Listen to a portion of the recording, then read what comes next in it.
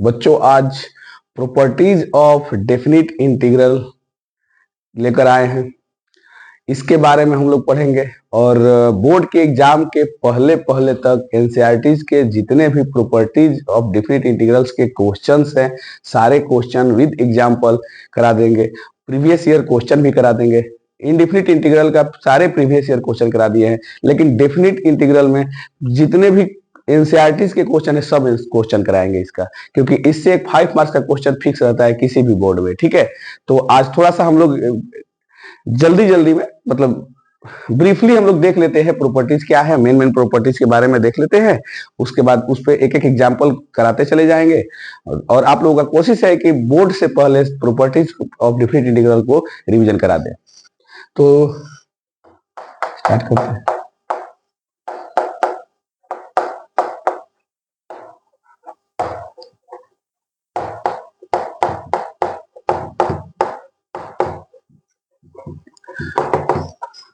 First properties है P1, integration of a to b fx dx को हम लोग लिख सकते हैं same with in same limit. Lower limit a है, अपर लिमिट b है। सेम लिमिट सेम फंक्शन, क्या same limit same function, function बोले तो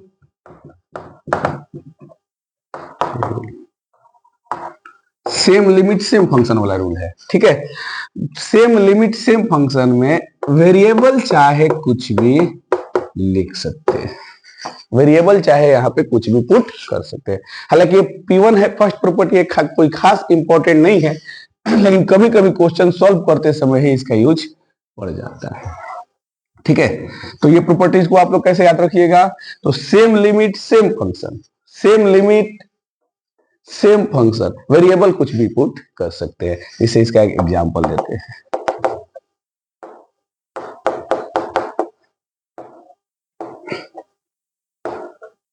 साइन नहीं लेते हैं, एक्स स्क्वायर dx। ठीक है, तो चलिए इसका वैल्यू पुट करके देखते हैं। एक्स का क्या हो जाएगा, एक्स क्यूब बाई 3, 0 से 2, 1/3 बाहर, 2 के पावर 3 माइनस 0 के पावर 3, कितना हो गया 8/3। ठीक, अब यही हम लोग जब x के जगह पर t पुट करेंगे तो क्या देखते हैं, टी स्क्वायर है ना, टी क्यूब बाई 3, 0 से 2, वैल्यू पुट करेंगे तो 1/3, 2 के पावर 3 माइनस 0 के पावर 3, कितना आ गया 8/3। तो चाहे x वेरिएबल रखे चाहे t वेरिएबल लिए, अगर रूल वही है, रूल क्या है कि fx में अगर हम x इन करते हैं तो बाहर क्या आता है एक्स स्क्वायर। तो इसमें भले x के जगह पे t पुट करते हैं, लेकिन स्क्वायर करने वाला रूल है तो t स्क्वायर आता है बाहर। सेम लिमिट 0 से 2 है, वैल्यू क्या आया सेम। तो फर्स्ट प्रॉपर्टीज बहुत ज्यादा इंपॉर्टेंट तो नहीं है। हाँ, कोई बड़े क्वेश्चन जब से सोल्व करेंगे, कुछ कॉम्प्लिकेटेड क्वेश्चन, तो उसमें ये बीच में यूज हो जाता है इसका, सिर्फ वेरिएबल को इधर उधर करने के लिए। तो फर्स्ट प्रॉपर्टी हो गया। सेकेंड प्रॉपर्टी देखते हैं बच्चों।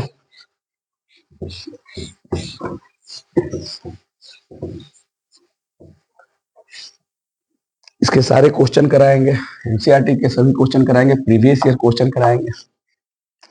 P2 कह रहा है अगर कोई इंटीग्रेशन का लिमिट a to b है, फंक्शन fx, ठीक है, फंक्शन fx dx है, और a to b अगर इंटीग्रेशन का लिमिट है, तो अगर हम चाहें फंक्शन सेम रखें, लेकिन अगर लिमिट को इंटरचेंज करना चाहे, मीन्स उल्टा करना चाहे, तो यहां पर माइनस आ जाएगा, बाकी लोअर लिमिट बन जाएगा b और अपर लिमिट बन जाएगा a। ये चेंज ऑफ लिमिट है, या यूं कहिए कि इंटरचेंज ऑफ लिमिट है। ठीक है, लिमिट को इंटरचेंज करेंगे, लोअर को अपर, अपर को लोअर बनाएंगे, तो वैल्यू सेम रहेगा इंटीग्रेशन का, बट केवल क्या होगा कि पहले जो पॉजिटिव आएगा या निगेटिव, उसका साइन चेंज हो जाएगा। ठीक है, तो ये भी इंपॉर्टेंट है, इसका यूज होता है। ठीक है, ये इंपॉर्टेंट है, इसका यूज होता है। ठीक है, तो इस पे भी आइए एग्जाम्पल देख लेते हैं।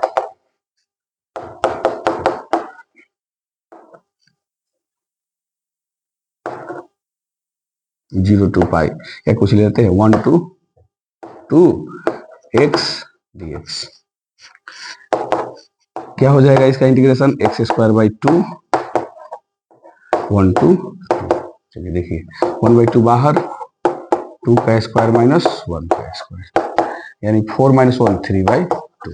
चलिए अब हम लोग लिमिट इंटरचेंज करते हैं, 1 to 2 है ना, तो 2 आएगा नीचे, 2 to 1 और x dx है। देखिए तो x square by 2 2 to 1 by 2 बाहर, 1 का स्क्वायर माइनस 2 का स्क्वायर, 1 माइनस 4 कितना, माइनस 3 बाई 2, कितना आ गया, माइनस 3 बाई 2। तो बस यही से मतलब चेंज कहाँ आ रहा है, केवल साइन में, केवल साइन में चेंज आ रहा है। ठीक है, तो लिमिट फिर से करें, लिमिट को पलटने पर, ठीक है, इंटीग्रेशन का वैल्यू तो सेम रहेगा बट साइन अपोजिट हो जाएगा, साइन अपोजिट हो जाएगा। अगर ये प्लस तो ये माइनस हो जाएगा, ये माइनस था तो ये प्लस हो जाता है। तो ये है सेकेंड प्रॉपर्टी। थर्ड प्रॉपर्टी देखते हैं जो बहुत इंपॉर्टेंट है,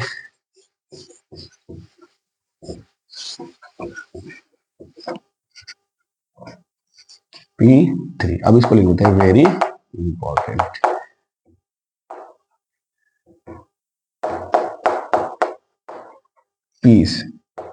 पीस वाइज फंक्शन के लिए होता है, लाइक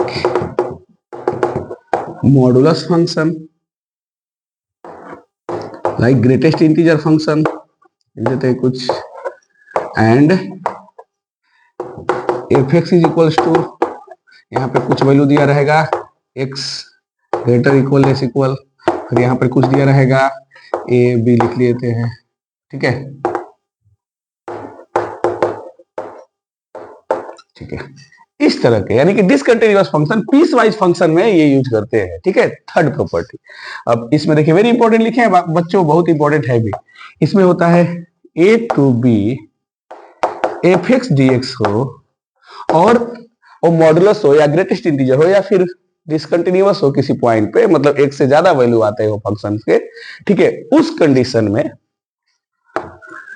ए और बी के बीच कोई एक और लिमिट रहेगा, एक और वैल्यू रहेगा, मतलब ए और बी, ए लोअर लिमिट है, बी अपर लिमिट है। अब लोअर और अपर लिमिट के बीच में एक और कोई थर्ड पॉइंट या फोर्थ पॉइंट या मतलब कोई कई सारे पॉइंट आ सकते हैं, तो मिनिमम हम लोग लेके चलते हैं ए और बी के बीच कोई और एक थर्ड पॉइंट होगा जो ए और बी के बीच लाई करेगा। तो फिर हम लोग इसके दो वैल्यू निकालेंगे, ए टू सी लिमिट लेके एफ एक्स डी एक्स, फिर अब सी टू बी लिमिट लेके एफ एक्स डी एक्स। तो बच्चों ये जो प्रॉपर्टी है ये बहुत इंपॉर्टेंट प्रॉपर्टी है। फिर से करें, अगर फंक्शन मॉडुलस फंक्शन हो, ग्रेटेस्ट इंटीजर फंक्शन हो, या फंक्शन एक इनपुट के लिए कई सारे आउटपुट अगर हो उसके, ठीक है, अलग अलग पॉइंट पे अलग अलग आउटपुट आ रहे हैं, मतलब उसको हम लोग पीस वाइज फंक्शन बोलते हैं। तो उस कंडीशन में जो अपर और लोअर लिमिट है उनके बीच कोई और लिमिट या कोई और पॉइंट एग्जिस्ट कर सकता है। ठीक है, और तब हम लोग उसको इस तरह से तोड़ते हैं। इस पर एक एग्जांपल लेते हैं, ये इंपॉर्टेंट है।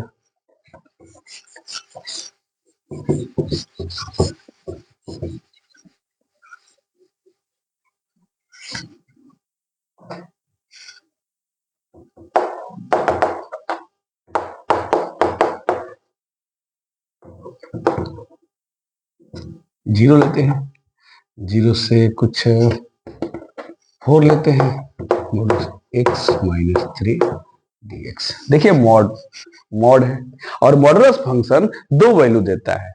ठीक है, एक तो अब आप लोग पढ़े होंगे मॉडुलस का, एक तो एक एक्स का वैल्यू लेस देन और इक्वल 0 हो, एक एक्स का वैल्यू ग्रेटर देन और इक्वल 0 हो। हालांकि यहाँ 0 की बात हम लोग इसलिए कर रहे हैं क्योंकि आदत है कि f x is equal to क्या होता है, मॉड एक्स, तो फिर इसका वैल्यू हम लोग लिखते हैं minus x less than equal 0 और plus x when x greater than 0।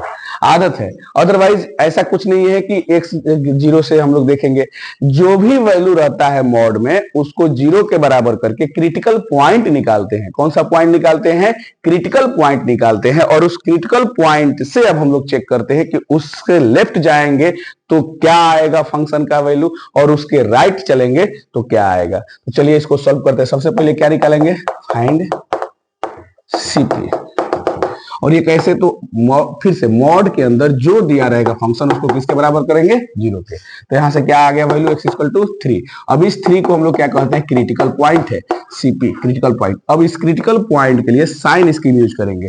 अच्छा कहां से कहां चलना है बच्चों, 4 से 0 से 4, 0 से 4, लेकिन बीच में क्या आ गया, एक 3 आया ना। क्रिटिकल पॉइंट जो 0 और 4 के बीच लाइक कर रहा है, हाँ नहीं भी लाइक कर सकता है, उसका उसको भी हम लोग बताएंगे आगे, अगले मतलब नेक्स्ट वीडियो में उस पर भी क्वेश्चन डिस्कस करेंगे। लेकिन फिलहाल तो अभी हम लोग एक एग्जांपल लिए जिसमें कि 0 और 4 इसका लिमिट दिया हुआ था, और मॉडुलस फंक्शन है, तो फिर मॉडुलस फंक्शन में जो अंदर होता है मॉड के अंदर उसको 0 पुट करके हम लोग एक क्रिटिकल पॉइंट लाते हैं। अब वो क्रिटिकल पॉइंट ए और बी के बीच का तीसरा पॉइंट हुआ सी। अब देखिए साइन स्कीम कैसे यूज करते हैं, अगर 3 से 0 और 3 के बीच का कोई वैल्यू लेंगे, 0 और 3 के बीच का कोई भी वैल्यू लेंगे, जैसे 2 ले लेते हैं, x इक्वल टू 2, तो देखिए तो वैल्यू क्या हो जाएगा, x माइनस 3 मॉड में क्या हो जाएगा, 2 माइनस 3 कितना आ गया, -1। और माइनस को मॉड बाहर भी क्या बना देता है, माइनस। ठीक है, यानी कि अगर 3 से लेस होगा कोई, यानी 0 और 3 के बीच का कोई भी वैल्यू लेंगे तो फंक्शन का वैल्यू क्या होगा बच्चों, नेगेटिव। क्या होगा, नेगेटिव। ठीक है, तो यहां पर हम लोग अब मॉड x माइनस 3 के जगह पर क्या यूज करेंगे, माइनस x माइनस 3। ठीक है, अब 3 और 4 के बीच का कोई भी वैल्यू लीजिए ना, 3.5 लीजिए। ठीक है, तो देखिए तो 3.5 माइनस 3 कितना हो जाएगा, 0.5। 0.5 पॉजिटिव है तो पॉजिटिव को तो पॉजिटिव में बना के छोड़ता है, पॉजिटिव को कुछ नहीं करता, तो यहाँ पे पॉजिटिव आ रहा है। क्या वैल्यू आ रहा है, पॉजिटिव। 3 और 4 के बीच पॉजिटिव, तो इस बार 3 और 4 के बीच जो वैल्यू आएगा मॉड x माइनस 3 का, वो कितना आएगा, प्लस x माइनस 3। ठीक है बच्चों, तो ये मेरा फंक्शन का वैल्यू आया। ठीक, अब हम लोग इसको पीस वाइज में तोड़ते हैं, तो कहां से कहां चलेंगे, 0 से पहले 3 पे, और तब एफ एक्स का यानी मॉड x माइनस 3 का वैल्यू क्या होगा, minus x minus 3 dx, plus अब कहां से कहां चलेंगे, 3 to 4, अब इसका वैल्यू क्या होगा, प्लस x माइनस 3 dx। अब बस सिंपल है, सॉल्व करेंगे आंसर आ जाएगा। ठीक है, तो फिर से कह रहे हैं बच्चों, देखिए मॉडुलस फंक्शन है, तो मॉडुलस फंक्शन के अंदर जो भी वैल्यू दिया रहेगा उसको पहले 0 के बराबर पुट करके x का या वेरिएबल का वैल्यू निकालेंगे, वो वैल्यू क्या होगा, क्रिटिकल पॉइंट। अब उसमें से कितने वैल्यू दिए गए लिमिट के यानी लोअर और अपर लिमिट के बीच आते हैं, उसको हम लोग साइन स्कीम पे सजा देते हैं। ठीक है, एकदम अच्छा तरीका ये बनाने का। और जैसे ही साइन स्क्रीन पे हम लोग उसको एक बार पुट करते हैं, तो फिर अब उसमें जो लिमिट के बीच में आया है उसकी बात करेंगे। जो अब मान लीजिए 4 से बड़ा आ जाता 5, तो उसकी बात ही नहीं करते। अब उसको ना हम लोग देखेंगे कि उसके बाएं तरफ जाके लेफ्ट में क्या हो रहा है, फिर राइट में क्या हो रहा है, उस तरह से हम लोग सजा देंगे, फंक्शन का वैल्यू आ जाएगा। क्योंकि मॉडुलस फंक्शन के 2 वैल्यू होते हैं, एक नेगेटिव और एक पॉजिटिव, तो वहां से हम लोग चेक कर लेंगे नेगेटिव कौन, कहां से कहां तक लिमिट पे नेगेटिव वैल्यू आएगा, और कहां से कहां तक लिमिट का वैल्यू रखेंगे तो पॉजिटिव आएगा।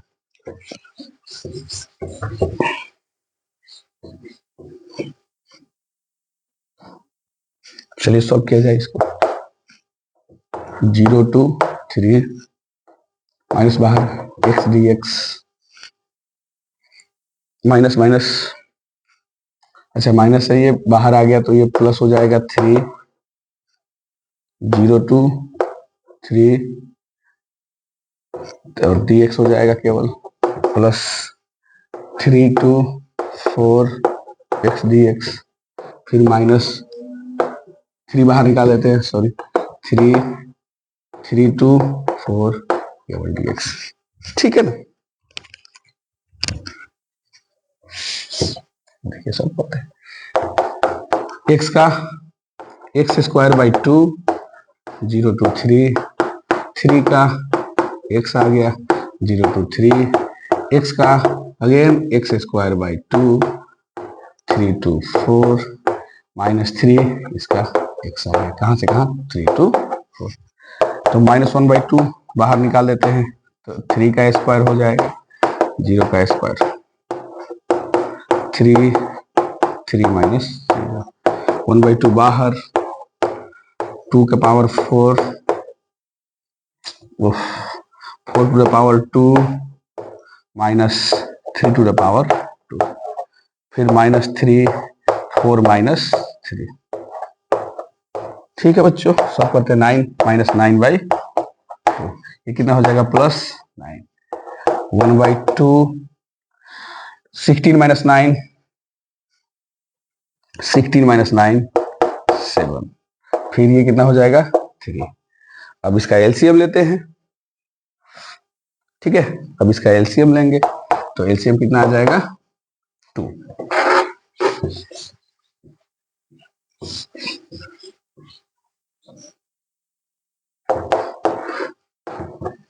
-9 + 18 + 7 -6, ठीक है। ये कितना हो जाएगा 1 बचा 10, 8/2, ठीक है। देखिए ना 7 माइनस 6 1 और 19 में से 9 घटेगा तो 10/2, ठीक है। तो 4 आंसर कितना आ गया इसका 4 आ गया, ठीक है। तो इस तरह से थर्ड प्रॉपर्टी भी हो गया। अब हम आप लोगों को फोर्थ प्रॉपर्टी, लेकिन वीडियो बहुत लेंदी हो जाएगा, बड़ा हो जाएगा, उतना बड़ा हम नहीं करना सकते, लेकिन ये very very very important properties है P4, जिसको बोलते हैं किंग ऑफ ऑल प्रॉपर्टीज। ये नेक्स्ट वीडियो में, तब तक के लिए थैंक यू।